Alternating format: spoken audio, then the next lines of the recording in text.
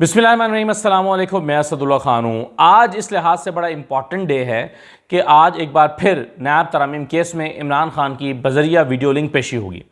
इमरान खान पिछली मरतबा जब अदालत में वीडियो लिंक के ज़रिए पेश हुए थे, जिसमें उन्होंने ब्लू कलर की एक शर्ट पहन रखी थी, वो तस्वीर लीक हो गई थी, वायरल हो गई थी। उस पर पूरे पाकिस्तान में एक ट्रेंड बन गया था, बल्कि पूरी दुनिया में जो जहाँ जहाँ पाकिस्तानी मौजूद हैं वो एक ब्लू कलर एक ट्रेंड कर रहा था। अगरचे इमरान खान एक लफ्ज़ भी उनका सुनाई नहीं दिया या उनसे बेंच का कोई इंटरेक्शन नहीं हुआ था और कोई बातचीत नहीं हुई थी, इसके बावजूद पूरे मीडिया की स्टोरी ये रही थी और सोशल मीडिया के ख़ास तौर पर कि इमरान खान कैसे बैठे थे, कैसे वहाँ पर मौजूद एहलकारों से बातचीत कर रहे थे, कैसे वो सुन रहे थे, कहाँ कहाँ पर वो मुस्कुराए थे। तो पूरी डिटेल्स उनकी जो हैं वो सोशल मीडिया की जीनत बनी रही और सोशल मीडिया का मौजू बनी रही।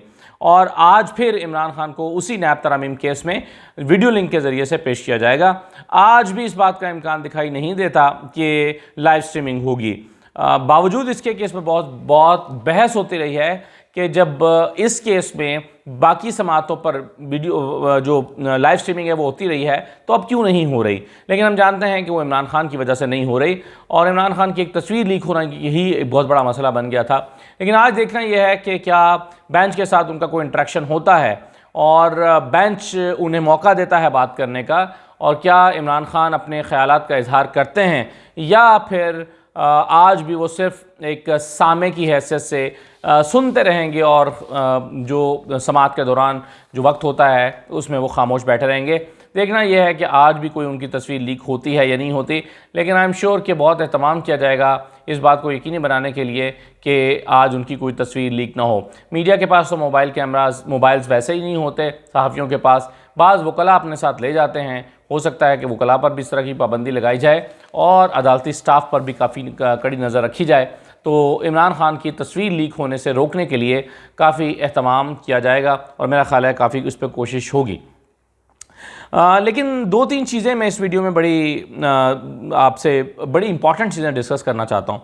एक तो हमारे दोस्त दिल वड़ाई साहब ने आज दुनिया अखबार में बड़ी डिटेल्ड स्टोरी शेयर की है और उसके ज़रिए से हमें पूरे खद्दोखाल दिखाई दिए हैं कि वो जो इलेक्शन एक्ट का सेक्शन 140 बहाल किया गया है और उसके तहत एक ऑर्डिनेंस के ज़रिए से सेक्शन 140 बहाल किया गया है, उससे क्या हुआ है। उससे जनाब पूरा कंट्रोल इलेक्शन ट्राइब्यूनल पे हासिल करने की कोशिश की गई है। इलेक्शन ट्राइब्यूनल जो कि लाहौर हाई कोर्ट कह रही थी कि हमने आपको नाम दिए हैं जजेस के, उनको अपॉइंट कर दें, नोटिफाई कर दें, लेकिन वो नोटिफाई नहीं किया जा रहा था। उसका हाल ये निकाला गया है कि जो रिटायर्ड जजेस हैं उन पर मुश्तमिल जो है वो ट्राइब्यूनल्स बनाए जाएंगे। लेकिन खबर ये नहीं है, ये तो खबर आपको पहले मिल चुकी है। खबर क्या है? खबर यह है कि इलेक्शन कमीशन को अब इख्तियार हासिल हो गया है कि वो अपनी मर्जी के रिटायर्ड जजेस को तैनात कर सकेगा। 4 पॉइंट्स मैं आपके सामने रख रहा हूं। नंबर 1, अपनी मर्जी के रिटायर्ड जजेस इलेक्शन कमीशन खुद पिक एंड चूज कर सकता है। ये उसको आईनी इख्तियार मिल गया है कि वो खुद अपने इख्तियार को इस्तेमाल करते हुए रिटायर्ड जजेस को खुद चूज करे, जिस पर उसकी पूरी तसल्ली है उसको चूज करे और उनको ट्राइब्यूनल्स में लगाए। दूसरा यह है कि इलेक्शन कमीशन को यह इख्तियार भी मिल गया है कि वो इस सिलसिले में चीफ जस्टिस साहिबान जो हैं, हाई कोर्ट्स के चीफ जस्टिस साहिबान, उनसे मुशावरत करना भी अब ज़रूरी नहीं है। पहले था कि in consultation with Lahore high court notify करना था, in consultation with chief justice of high court notify करना था। लेकिन अब जो ट्राइब्यूनल्स हैं उसमें रिटायर्ड जजेस को लगाते हुए चीफ जस्टिस साहिबान से, हाई कोर्ट के चीफ जस्टिस साहिबान से अप्रूवल लेना या उनसे कंसल्ट करना ज़रूरी नहीं रहा, उनसे मुशावरत करना ज़रूरी नहीं रहा। यानी इलेक्शन कमीशन अब अपनी मर्जी का ट्राइब्यूनल बनाएगा। और तीसरी बात यह है कि पहले से ज़ेर समाअत केसेस जो हैं वो भी ट्राइब्यूनल्स को भेजे जा सकेंगे। यानी इस्लामाबाद हाई कोर्ट में मसलन 3 हलकों का केस चल रहा है जहांगीरी साहब के पास। अब वो जो 3 हलके हैं खुले हुए हैं, वो ट्राइब्यूनल जो बना हुआ है इस्लामाबाद हाई कोर्ट का, अब ये इख्तियार मौजूद है इलेक्शन कमीशन के पास कि वो इनसे ये निकाले केस और अपनी मर्जी के जो रिटायर्ड जजेस पर मुश्तमिल ट्राइब्यूनल्स होंगे उनके हवाले कर दे। यानी जहां खतरा दिखाई दे रहा था कि यहाँ तो तीनों सीटें, अब जुबान ज़दे आम था कि ये तो तीनों सीटें जा रही हैं, ये तीनों सीटें तो पीटीए के पास जा रही हैं और वो एक नैरेटिव बिल्ड करने के देखें ये तो देख के दाने चख लिए गए हैं, तो उसको काबू करने के लिए अब ये भी हरबा इख्तियार किया गया। तो आप देखें ये एक बड़ी फ़नी स्टेट है जहां पर अपनी मर्जी से कोई भी कुछ भी कर सकता है। एक ऑर्डिनेंस लाकर और इलेक्शन कमीशन, अब देखें दो इसमें कितनी ज़बरदस्त बातें। एक तो इलेक्शन कमीशन, ये सारा इख्तियार उसके हाथ में आ गया। कौन इलेक्शन कमीशन? वो इलेक्शन कमीशन कि जिसके खिलाफ ये सारी शिकायत दर्ज कराई गई हैं, यानी जो ट्राइब्यूनल्स के पास शिकायत लेकर गए हैं वो दरअसल इलेक्शन कमीशन के खिलाफ दरखास्तें लेकर गए हैं कि भाई इलेक्शन कमीशन ने हेरा फेरी की है। फॉर्म 47 हमारा तब्दील किया है, किसने? इलेक्शन कमीशन ने। कैसे? ओवर राइटिंग करके, फ्लूड लगा के, हमारे फॉर्म 45 को तब्दील करके फ्लूड लगा के इलेक्शन कमीशन ने नए फॉर्म 45 बनाकर उसको अपलोड कर दिया है। यही तो केस है। और किसके खिलाफ है? इलेक्शन कमीशन के खिलाफ। और इलेक्शन कमीशन ही अब नोटिफाई करेगा उन ट्राइब्यूनल्स को अपनी मर्जी के, ताकि उसके खिलाफ फैसला ना आए। दूसरी दिलचस्प बात यह है कि ये रेफरेंस, ये जो ऑर्डिनेंस है कौन निकाल रहा है? ये ऑर्डिनेंस निकाल रहे हैं यूसुफ रजा गिलानी, जिनके अपने खिलाफ इलेक्शन कमीशन में शिकायत मौजूद है और जिनके बेटों के खिलाफ ट्राइब्यूनल्स में शिकायत मौजूद है कि इन्होंने धांधली से इलेक्शन जीता है। यूसुफ रजा गिलानी सिर्फ 300 वोटों से इलेक्शन जीते और उनके मुखालिफ उम्मीदवार मलिक तैमूर जो हैं, बैरिस्टर तैमूर मलिक, वो उनके 10-12 हज़ार वोट मुस्तरद हुए। तो 12,000 वोटों को मुस्तरद करके आप 300 वोटों से जीत रहे हैं, तो इस पर तो खुद ऑलरेडी शिकायत इलेक्शन कमीशन में या इलेक्शन ट्राइब्यूनल में मौजूद है और इसको और ख़ुद यूसुफ रजा गिलानी ही ऑर्डिनेंस निकाल रहे हैं, तो ये भी कॉन्फ्लिक्ट ऑफ इंटरेस्ट है। तो इसलिए मैं कह रहा हूँ कि ये एक मजाक बन के रह गया है कि आप अपनी मर्ज़ी से जहाँ चाहें जैसे चाहें चीज़ों को कंट्रोल कर लें और एक जब चाहें ऑर्डिनेंस निकाल दें। और ये ऑर्डिनेंस, इस पर जो मज़े की बात क्या है कि ये ऑर्डिनेंस निकाला है यूसुफ रजा गिलानी ने और पूरी पीपल्स पार्टी खुद इसके खिलाफ खड़ी हुई, रज़ा रब्बानी के खिलाफ खड़े हुए हैं। इसके अलावा जो है वो आज मौला बख्श चांडियो मेरे साथ शो में मौजूद थे, वो इसके खिलाफ खड़े हुए हैं। साद रफ़ीक इसकी मुखालफत में ट्वीट कर चुके हैं। तो मजाक बना के रख दिया है ऑर्डिनेंस के, हम ऑर्डिनेंस के खिलाफ हैं। पूरी पीपल्स पार्टी कहती है हम तो ऑर्डिनेंस इसके खिलाफ हैं, कानून साजी के ज़रिए पार्लियामान को चलाया जाना चाहिए, लेकिन अमल दरामद भी ऑर्डिनेंस के ज़रिए हो रहा है। और यूसुफ रजा गिलानी अपने खुद को और अपने बेटों को सेव करने के लिए इस तरह के ऑर्डिनेंस जारी कर रहे हैं। तो कोई अखलाकियात, कोई कानून, कोई आइन, कोई सियासत में है या नहीं है, ये बड़ा इंपॉर्टेंट क्वेश्चन है। अच्छा, अब आ जाएं ज़रा 2-3 और छोटी छोटी ख़बरों पर जो मैं आपके साथ शेयर करना चाहता हूँ। एक तो यह है कि इमरान खान ने अपने ख़िलाफ़ पंजाब हुकूमत की जानिब से जो संगीन केसेस के इंदराज की मंजूरी है वो लाहौर हाई कोर्ट में चैलेंज कर दिया है। हुआ यह था कि पंजाब हुकूमत ने मंजूरी दी थी कि इमरान खान के खिलाफ संगीन नौयत के केसेस दर्ज किए जाएँ। क्यों?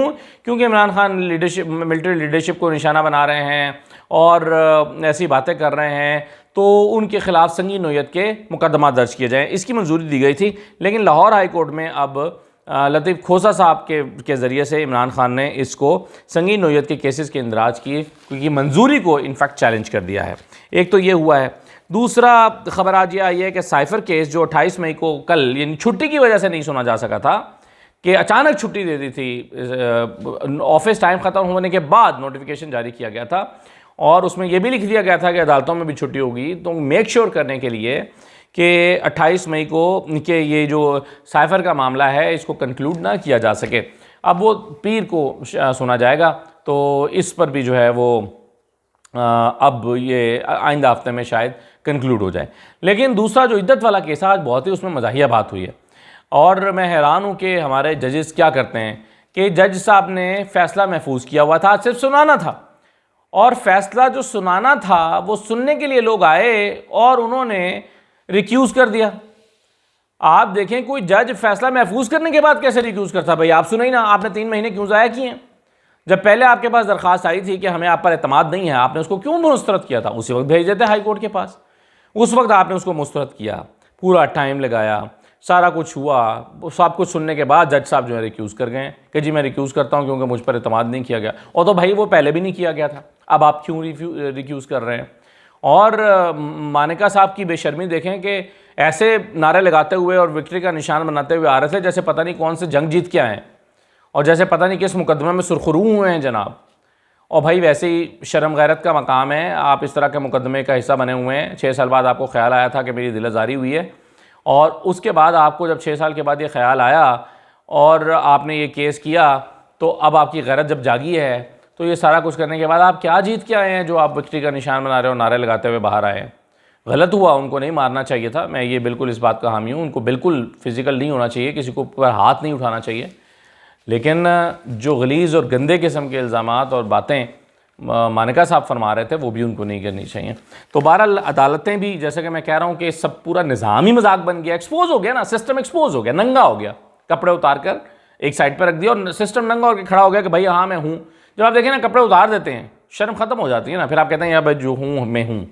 तो सिस्टम ने भी यही किया है, सिस्टम ने कपड़े उठा के साइड पर रख दिए और कह रहा है कि जो करना कर लो, मैं तो ऐसा ही हूँ, मैं तो नंगा हूँ, आपने जो करना कर लें। ये सिस्टम जो है वो अब हमें ये ललकार रहा है, जाहिर है क्या कर सकता है कोई। अच्छा, आसिफ जरदारी साहब के ख़िलाफ़ जो जाली बैंक अकाउंट्स का, फेक बैंक अकाउंट जिसमें से जनाब अयान अली को भी पैसे जाते रहे, उसकी टिकटें भी आती रहीं, बकरे भी उसी फेक अकाउंट्स में से ज़िबा होते रहे, बिलावल की सालगिरहें भी उसी फेक अकाउंट से मनाई जाती रहीं, उस फेक अकाउंट्स को आज दाखिले दफ्तर कर दिया गया है। क्यों दाखिले दफ्तर कर दिया गया है? क्योंकि जी आसिफ जरदारी साहब को सदारती इस्तिस्ना हासिल है, तो सदारती इस्तिस्ना के बायस उनका केस दाखिले दफ्तर कर दिया गया है। तो जरिए हाथ झाड़िए, छुट्टी, आप अगर मुजरिम हैं, मुलजिम हैं, आपके खिलाफ संगीन नौयत के करप्शन के इल्ज़ामात हैं, अब आप चूँकि एक पब्लिक ऑफिस होल्डर बन गए हैं, लोगों ने आपको मुंतखब कर लिया, आपको सदारती इस्तिस्ना मिल गया है, तो अब आपके ख़िलाफ़ वो सारे केसेस बंद हो जाएंगे। तो इसीलिए तो मैं कह रहा हूँ कि मजाक बन गया है, निज़ाम ही मजाक बन गया, सिस्टम हमारा मजाक बन गया। अच्छा, पीटीआई ने इंतखाबी निशान वापस लेने का इलेक्शन कमीशन का जो इख्तियार है उसको चैलेंज कर दिया और कहा है कि जी इंतखाबी निशान वापस लिया था और लेने का इलेक्शन कमीशन का कोई इख्तियार ही नहीं था, अब इसको चैलेंज किया गया। तो देखें इसका क्या नतीजा निकलता है। ये सारी चीज़ें जनाब आज हो रही हैं अदालतों में और कुछ होने जा रही हैं। मैंने आपको ये बता दिया है कि आज तमाम नज़रें जो हैं वो सुप्रीम कोर्ट पर लगी होंगी और सुप्रीम कोर्ट जो है वो हमें देखें आज क्या होता है इमरान खान की पेशी के मौके पर। एक चीज़ मैं सिर्फ आपको जाते जाते ये भी बताता चलूँ कि एक जो अभी मैं छुट्टी की बात कर रहा था, तो जनाब जब एक दिन की छुट्टी होती है तो ये माहिरीन मुआशियात ने कैलकुलेट करके बताया है कि 1.1 से 1.3 अरब डॉलर का नुकसान होता है एक छुट्टी से, क्योंकि कारोबार बंद हो जाते हैं, सारा सिस्टम बैठ जाता है। और तो 1.1 बिलियन डॉलर से लेकर 1.3 बिलियन डॉलर का फ़र्क पड़ जाता है। तो ये आज माहिरीन मुआशियात ने हमें बताया है। तो अल्लाह करे कि पाकिस्तान के हुक्मरानों को हिदायत आए और वो कुछ खुदा का खौफ खाएं और पाकिस्तान की इकॉनमी को इस तरह के धचके ना दें और पाकिस्तान के आइन को इस तरह के चरके ना लगाएं जैसे कि लगाए जा रहे हैं। इजाज़त दीजिए, अल्लाह हाफ़िज़।